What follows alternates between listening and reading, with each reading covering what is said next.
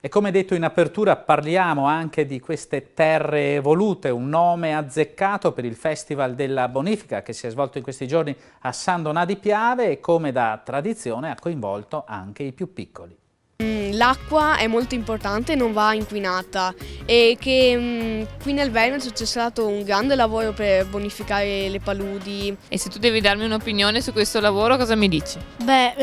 Lo dovrebbero fare tutti i ragazzi, perché all'inizio non sapevamo queste cose come i consorzi e altre come bonificare le idrovore. A parlare sono i cittadini di domani, giovani studenti delle scuole venete, invitati a partecipare ad un concorso promosso da Ambi Veneto nell'ambito della Settimana Nazionale della Bonifica. Al centro del dibattito l'elemento acqua, un tema trattato da ragazzi ed insegnanti per sensibilizzare le giovani menti e far conoscere la storia di un territorio che dell'acqua ha fatto tesoro. Sì, oggi abbiamo concluso un percorso importante fatto con i ragazzi, è iniziato ancora nell'autunno scorso,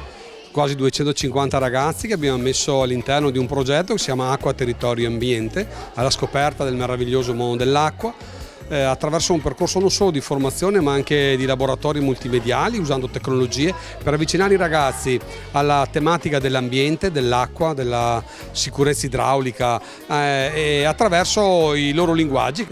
Sono usciti dei prodotti meravigliosi che oggi abbiamo visto tutti insieme in questo incontro e abbiamo poi premiato con soddisfazione tutte le classi e i loro insegnanti che si sono resi disponibili a accompagnare i ragazzi in questo percorso. Un concorso che si inserisce nelle iniziative promosse da Terre Evolute, secondo Festival della Bonifica tenuto a San Donà di Piave, che ha impegnato gli 11 consorzi del Veneto in un appuntamento che tra tavole rotonde, simposi, mostre e spettacoli ha come obiettivo quello di avvicinare la collettività al tema dell'acqua inteso come volano di sviluppo e come valore per agricoltura, comunità e paesaggio. Questo progetto è un progetto per i ragazzi, però siamo all'interno di un festival che è il Festival della Bonifica, Terre Evolute, che sta all'interno di un altro grande contenitore che è la Settimana Nazionale della Bonifica. Noi siamo impegnati come consorzi nel divulgare sempre di più ed avvicinare i cittadini alla conoscenza del proprio territorio attraverso le nostre attività, con obiettivo quello di aumentare la consapevolezza